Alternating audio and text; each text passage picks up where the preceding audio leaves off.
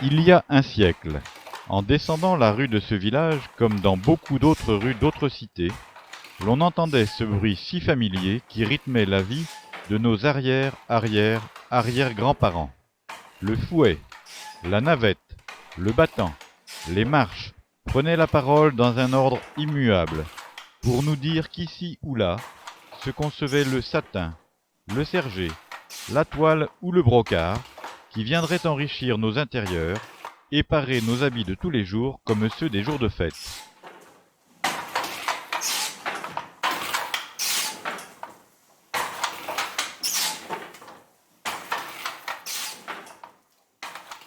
Né il y a des millénaires par le besoin des hommes qui devaient se vêtir, le métier à tisser a évolué aux quatre coins du monde pour nous transmettre un des arts les plus complexes qui soit, art basé comme l'informatique sur le principe binaire qu'un fil peut passer sous ou sur un autre fil. C'est en se reposant sur ce postulat qu'à travers les siècles, les tisserands et les lissiers se sont ingéniés à inventer des étoffes qui auront fait la richesse de maintes civilisations par le passé, et qui sont encore à l'origine de commerces prestigieux comme l'ameublement, la haute couture, la tapisserie et bien d'autres encore. En 2009, si l'on voit encore l'activité du tissage bien présente sur d'autres continents et dans d'autres pays, la France, quant à elle, ne compte plus guère que quelques dizaines de tisserands, et les métiers à tisser se voient surtout dans les musées. Est-il possible, aujourd'hui encore, de créer soi-même sur un métier à tisser le décor textile qui demain fera que notre univers ne sera pas tout à fait celui des autres? Où trouver un métier? Comment s'en servir? Où apprendre les bases du tissage alors que toutes les écoles sont fermées et qu'il n'y a plus un seul livre sur le sujet dans nos librairies? C'est à l'ensemble de ces questions que nous allons essayer de donner un début de réponse.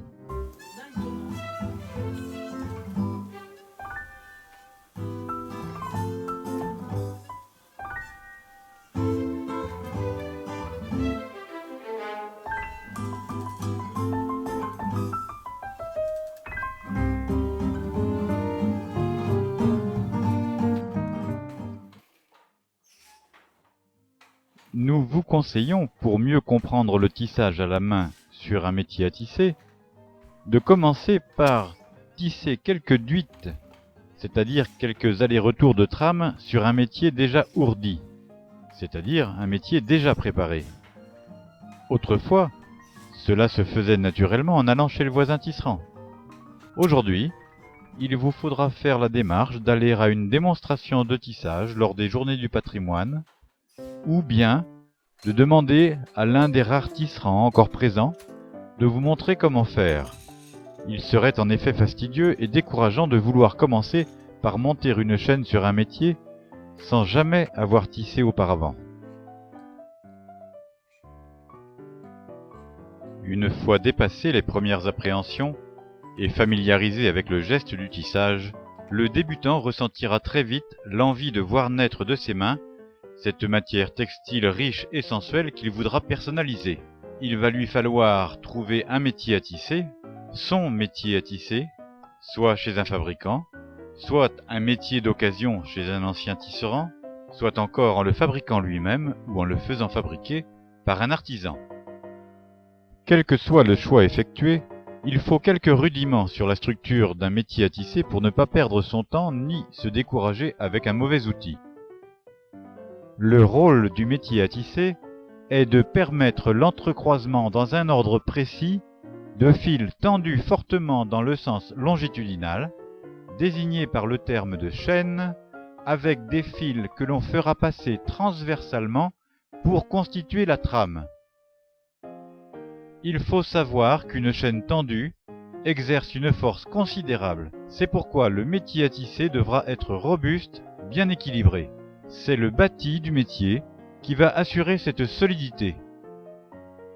Le rouleau situé à l'arrière du métier à tisser s'appelle ensouple. Il est destiné à porter la chaîne. Il permettra de dévider les fils de chaîne au fur et à mesure qu'ils s'enrouleront pendant le tissage sur un autre rouleau situé à l'avant du métier, lequel se nomme porte-tissu. On appelle harnais le système destiné à soulever une partie des fils de chaîne pour permettre le passage de la navette porteuse du fil de trame. Ce harnais est constitué par les pédales, les contre-marches et les cadres qui portent les lisses. Nous allons voir rapidement comment peut se monter un métier à tisser pièce par pièce avant de commencer à monter la chaîne. Il est très important que le métier à tisser soit facile et à monter et à démonter. De la qualité du montage du métier à tisser dépendra la qualité du tissage que vous en obtiendrez. Un bâti solide et bien équilibré vous permettra une bonne régularité dans la tension des fils de chaîne. Les poitrinières devront être horizontales et à la même hauteur pour permettre un passage horizontal des fils de chaîne dans les lisses et dans les dents du peigne.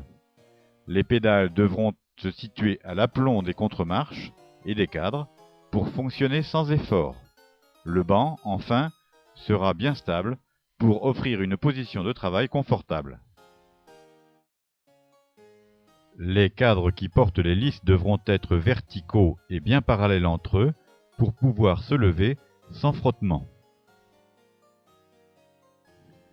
Une fois le bâti du métier à tisser solidement assemblé, il faudra installer le battant qui porte le peigne.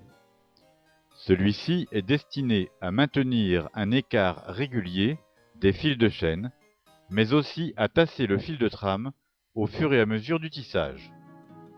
De la largeur du peigne dépendra la largeur de votre tissage. Le métier une fois assemblé, il va falloir maintenant monter la chaîne. C'est ce que l'on appelle l'ourdissage. De cet ourdissage dépendra complètement la structure du tissu que vous pourrez obtenir. C'est à ce moment qu'il faut penser à déterminer le nombre de fils par centimètre de largeur de chaîne que vous allez installer sur l'ensouple arrière du métier.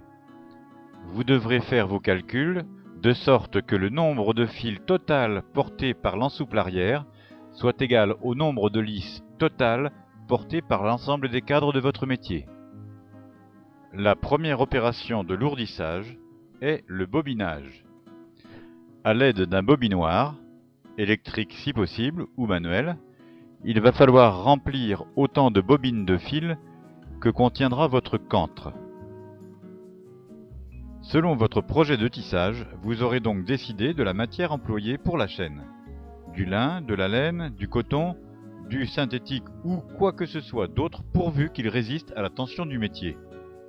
Vous allez aussi décider, si la chaîne n'est pas monochrome, de l'ordre de succession des couleurs des fils sur le cantre. Tout cet enchaînement participera au dessin final de votre tissage. Un tisserand expérimenté sait que la qualité d'un tissage tient en grande partie à la bonne installation de sa chaîne. Dans l'exemple que nous allons suivre, l'ensouple du métier à tisser mesure 110 cm de large. Nous envisageons de réaliser une chaîne contenant 12 fils par centimètre de largeur de chaîne. Cela veut dire que nous devrons tendre 12 fois 110, soit 1320 fils, parallèles les uns aux autres, tendus de la même façon, et qui devront pouvoir se retrouver un à un, à tout moment, sans jamais s'en mêler. Notre cantre contient 40 bobines, donc 40 fils, et nous calculons 1320 fils divisé par 40, soit 33 paquets de fils ou sections. Chaque section fera chacune 110, largeur totale de l'ensouple, divisé par 33 sections, soit 3,3 cm de large par section. Ce procédé est appelé ourdissage sectionnel. Pour obtenir correctement ce résultat, il faut installer entre le cantre et l'ensouple un système qui permette à la fois de tendre les fils et de les classer du numéro 1 au numéro 1320 dans un ordre immuable. Ce système est la boîte de tension. Chaque fil partant du cantre va entrer dans la boîte de tension par un premier peigne situé sur le dessus de cette boîte. Cela va créer une première séparation individuelle des fils. Ensuite, ce fil passe par un trajet individualisé au contact des barres de tension qui, par leur frottement, vont créer un frein et permettre une bonne tension de chaque fil. Parvenu au milieu de la boîte de tension, chaque fil passe à nouveau dans un peigne, le peigne d'encroît. Il s'agit d'un peigne dont les dents sont en alternance des dents complètes allant sur toute la largeur du peigne et des dents courtes bloquant le fil au milieu du peigne. Selon que vous tirez ou poussez sur ce peigne, les fils passant dans les dents courtes sont bloqués au milieu, alors que ceux qui passent dans les dents longues avancent ou reculent. Nous verrons comment, grâce à ce peigne, nous obtiendrons l'encroît, permettant de maintenir définitivement tous les fils dans l'ordre voulu. Pour ressortir par le bas de la boîte de tension, les fils sont rapprochés dans les dents d'un peigne simple de façon à occuper sur l'ensouple la largeur voulue pour chaque section. Les 40 fils du cantre sont à présent réunis dans la boîte de tension. Nous allons commencer l'ourdissage par le positionnement de la barre sur laquelle seront nouées les sections. Ceci permettra, en fin de tissage, de dérouler complètement la chaîne jusqu'à atteindre les cadres, sans perdre de fil de chaîne. Toutes les sections de chaîne doivent avoir la même longueur. Nous allons installer un compte-tours qu'il ne faudra pas oublier de remettre à zéro après chaque fin de section. Le premier geste à effectuer consistera alors à nouer la première section de fil à notre barre. Nous convenons de réaliser une chaîne de 13 mètres de longueur et comme notre ensouple fait 1 mètre de diamètre, nous allons donc faire 13 tours d'ensouple pour chaque section. Attention, vous serez toujours tenté de faire une chaîne très longue pour ne pas devoir refaire trop souvent l'ourdissage. Mais sachez que plus votre chaîne est longue, plus les fils se chevauchent et moins votre tension sera régulière. À chacun de trouver le bon compromis en fonction de son propre matériel et de son expérience personnelle. Les sections vont être installées une à une sur l'ensouple, soit en partant du milieu, soit en partant de l'un des bords. Veillez à bien avoir toujours le même mouvement et la même vitesse d'ourdissage pour obtenir une tension de chaîne régulière. À la fin de chaque section, nous allons installer le fil d'encroît grâce au peigne d'encroît que nous avons vu dans la boîte de tension. Il s'agit d'un brin de fil qui est passé entre les fils de chaîne après avoir poussé, grâce au peigne d'encroît, les fils pairs vers l'arrière et les impairs vers l'avant dans un premier temps. Puis, dans un deuxième temps, l'autre extrémité de ce même brin de fil est passée entre ces mêmes fils de chaîne après avoir tiré le peigne d'encroît pour séparer ces mêmes fils pairs et impairs de façon inverse. Ce fil d'encroît passe successivement d'une section à l'autre en cours d'ourdissage. Par cette technique, vous allez retrouver tous vos fils ordonnés de 1 à 1320 en fin d'ourdissage. Et tant pis pour celui qui perd son encroît, il devra tout recommencer. Nous allons reproduire ce geste autant de fois qu'il y a de sections à installer sur l'ensouple. Tous nos fils de chaîne sont à présent sur l'ensouple. 2 étapes successives nous attendent à présent. Le passage dans les lisses, appelé enfilage, et le passage dans les dents du peigne. On parle aussi de rentrage. Dans notre exemple, nous allons tisser avec 4 cadres, portant donc chacun un quart d'hélice, soit 1320 divisé par 4, 330 lisses par cadre. Il va falloir à présent dérouler légèrement la chaîne, sans défaire l'encroît, Pour que les fils de cette chaîne puissent traverser l'hélice d'abord, puis les dents du peigne du battant. Nous allons commencer maintenant le passage des fils de chaîne dans l'hélice. Chaque fil est libéré de l'encroix pour être passé séparément dans une lisse avec une alternance de cadres prévue dans le choix d'armure. On appelle armure le dessin du futur tissage. Cette armure résulte de l'ordre et de la couleur des fils de chaîne, de la séquence de leur passage dans les lisses portées par les cadres, et de la séquence du pédalage, c'est-à-dire de la façon dont on soulèvera les cadres en cours de tissage, séparément ou en commun. Pour notre exemple, nous avons choisi l'armure la plus simple qui soit, c'est-à-dire la toile. Nous enfilerons les fils de chaîne en passant d'abord par le cadre numéro 1, puis le numéro 2, le 3, le 4, à nouveau le 1, le 2, le 3, le 4, et ainsi de suite. Nos 1320 fils sont ainsi passés un à un dans l'ordre établi par l'encroix. Attention de nouer les fils après leur passage en lisse pour qu'ils ne se défassent pas. Sinon, vous perdez l'encroix et vous devrez tout recommencer. Une erreur d'enfilage se verra toujours sur votre tissage. Soyez donc précis et rigoureux. Une fois terminé l'enfilage, il va s'agir de rentrer les fils de chaîne dans les dents du peigne. Celui-ci peut avoir des dents nombreuses et très fines si votre chaîne comporte beaucoup de fils fins, ou au contraire, des dents larges et peu nombreuses si les fils de chaîne sont épais et peu serrés.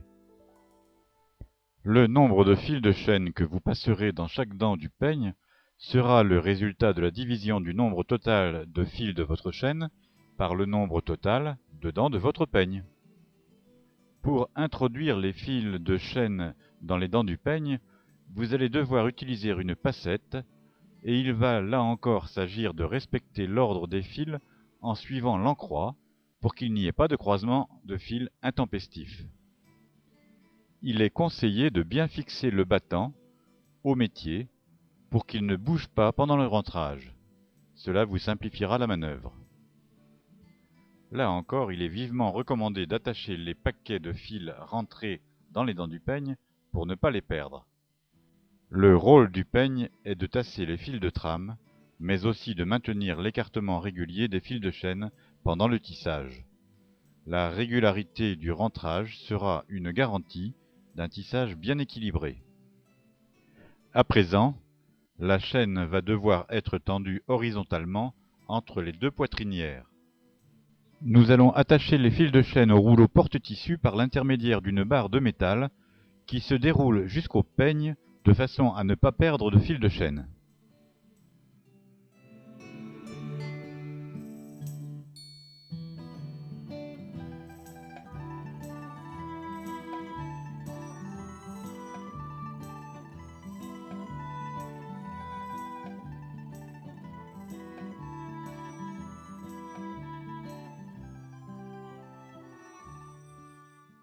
La tension est un geste qui doit être bien maîtrisé pour que les sections travaillent de façon identique, donnant au tissu son aspect uniforme.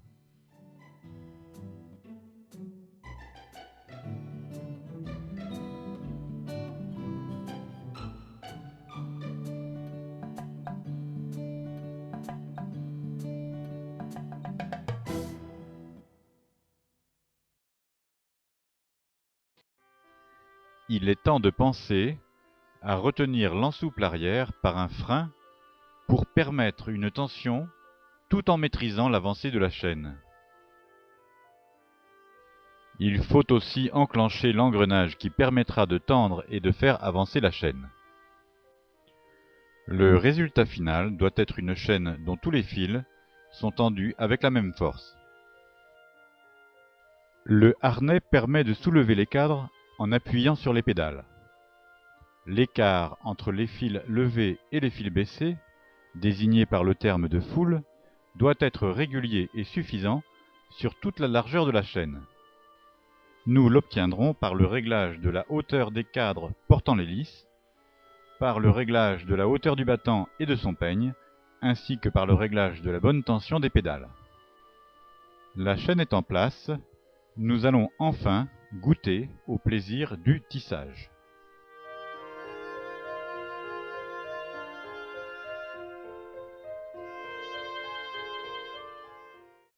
Réalisons les premières duites, c'est-à-dire les premiers allers-retours de trame qui permettront de vérifier si l'enfilage ne comporte aucune faute.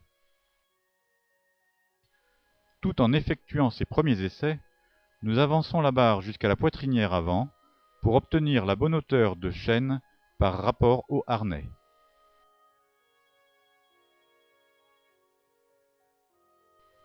Le passage du fil de trame peut se faire avec une navette, avec une canette, avec une aiguille ou même encore à la main.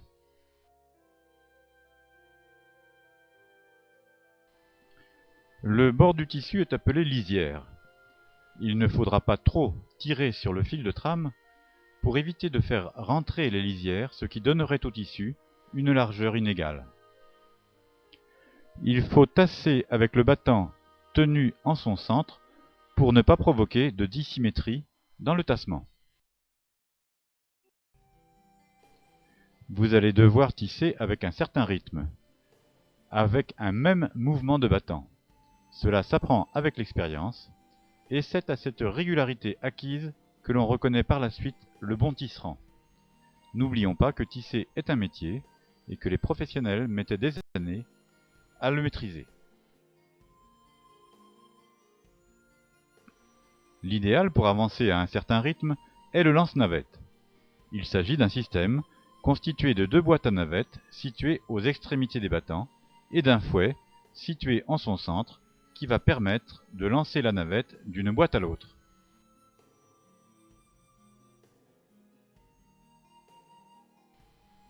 Il faut que votre canette soit bien faite pour pouvoir se dévider facilement sans freiner l'avance de la navette.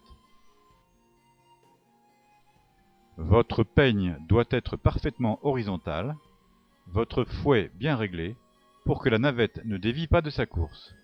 Soyez prudent, une navette avec un embout métallique est un véritable projectile si elle est bien lancée. Ne tissez surtout pas trop près d'une vitre. Pour que le tissage avance régulièrement, il faut synchroniser le système de cliquet qui fait avancer le rouleau porte-fil et le frein situé sur l'ensouple arrière. Le pédalage va intervenir maintenant en fonction de l'armure choisie. Reprenons notre exemple précédent, qui est le tissage d'une toile.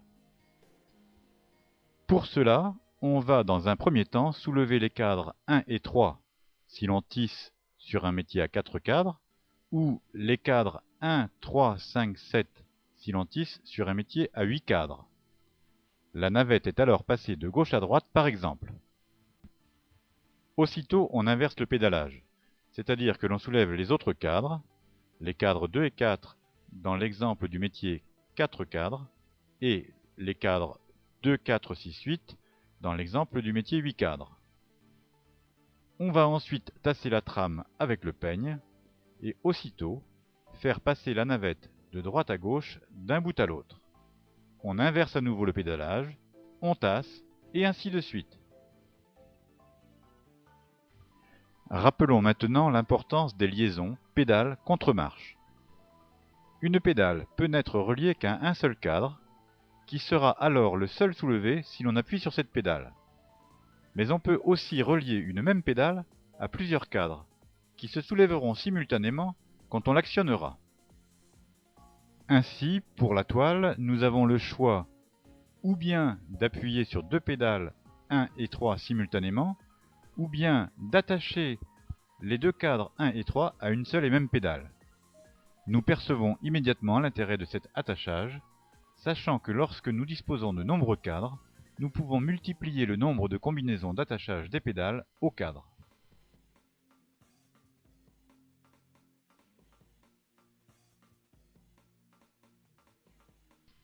Il est donc temps maintenant de revoir la notion fondamentale d'armure en tissage. Si vous souhaitez tisser autre chose que de la toile, c'est-à-dire des tissus inventifs et variés, vous allez devoir combiner enfilage, attachage des cadres et séquence de pédalage.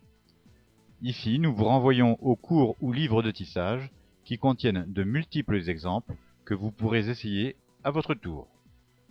Volontairement, nous ne vous avons donné dans ce petit film qu'une approche très simple et très succincte du tissage. Tout ce que nous avons souhaité, c'est vous donner envie d'aller plus loin dans cette découverte pour vous faire plaisir. Vous pourrez inventer vos propres dessins, créer des vêtements, des tissus d'ameublement, sur une ou deux chaînes simultanément, avec des métiers simples ou assistés par ordinateur. Créer vos propres tapisseries et plein d'autres idées encore. 100 fois sur le métier, remettez votre ouvrage, et peut-être un jour deviendrez-vous le ou la future créatrice de la prochaine mode.